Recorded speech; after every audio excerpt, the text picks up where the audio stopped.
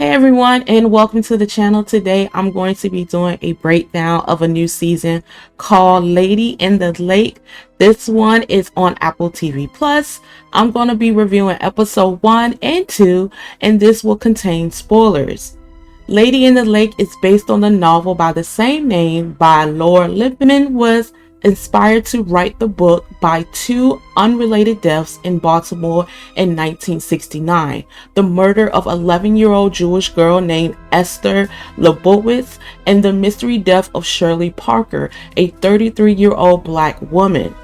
Laura first learned about the latter death, which was unreported, while working at the Baltimore Sun. Set in the 1960s, Lady in the Lake is about a separate Pikesville housewife named Maddie becoming entwined in the story of a missing black woman named Cleo.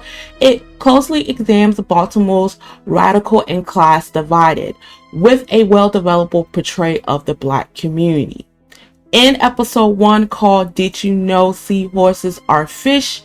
In the first scene, Cleo tells us how her death becomes Maddie's new start. The story then jumps back to Thanksgiving Day in 1965 in Baltimore.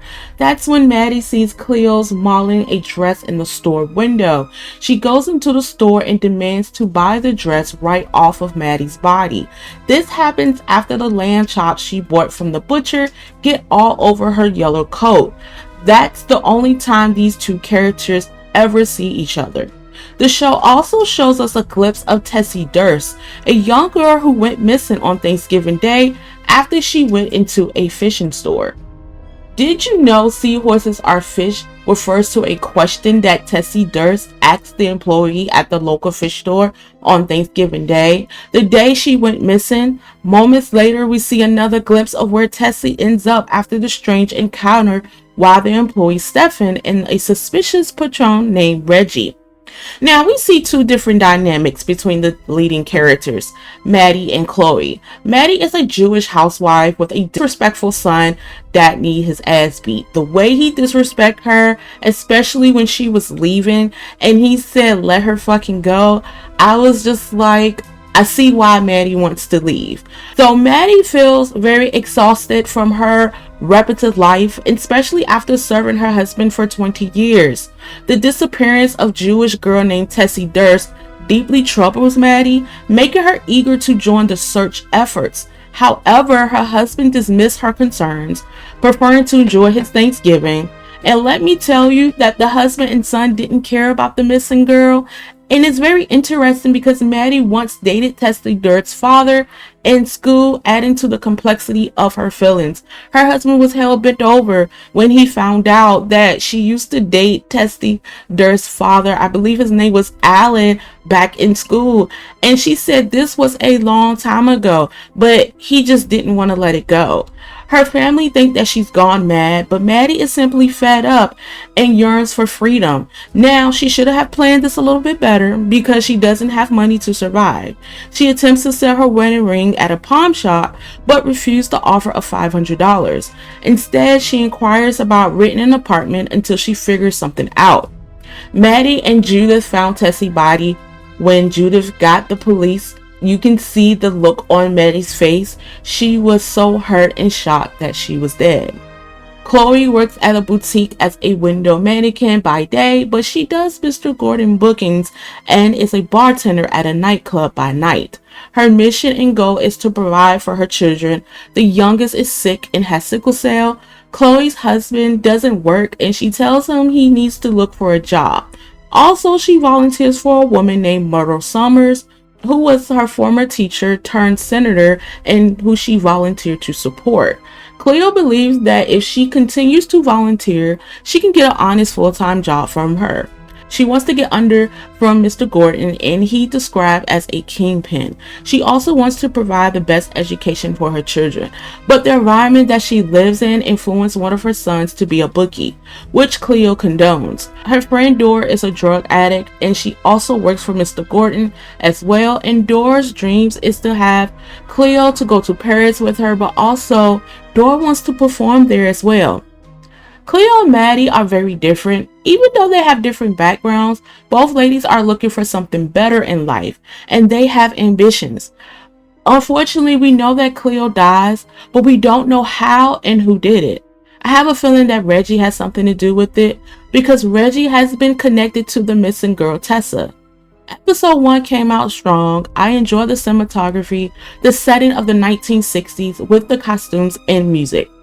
In episode 2, Maddie is broke. She needs money, so she asks her husband, and her husband doesn't give her any money. So she lied to the cops that someone broke into her apartment and stole her ring. She thought maybe if someone stole it, she would get the insurance money.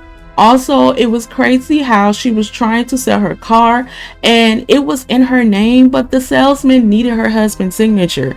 I thought that was crazy overall.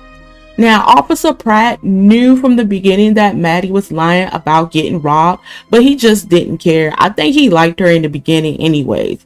Chloe meets with Miss Summers, but before she does, a new reporter wants to interview her and asks Chloe to give the same speech that she told when she went to the event in episode 1.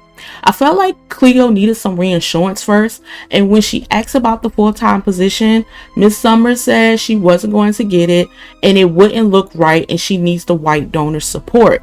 Not to mention that hiring Cleo will reflect poorly on Myrtle's image because of Chloe's association with Shale. Knowing that Myrtle had accepted a large donation from Shale Gordon and that she was basically lying to her face, I believe that she was using Chloe and she was looking for a spokesperson to speak up regarding what's going on with the Black community. Chloe was pissed, and as she should be, and so she decided to take on a full-time position doing all the bookings for Mr. Gordon. Reggie described to lay low after receiving a tip from the police officer that Stefan's mother is implicating someone who looked exactly like him in Tessie Durst's murder. He sends Cleo with an envelope full of cash to go out and drop with an associate named Duke. But Duke turns out to have his own agenda in mind and forces. Chloe drives him and 2 other men to murder Summer's house. Basically, they was going to get her. And Chloe did not want to be the driver. She did not want to be part of this. Her job was only to drop off the money. I knew Reggie was some bull, especially when Reggie had forced that and said that it was coming from Mr. Gordon. I think he was lying on that part. I don't know.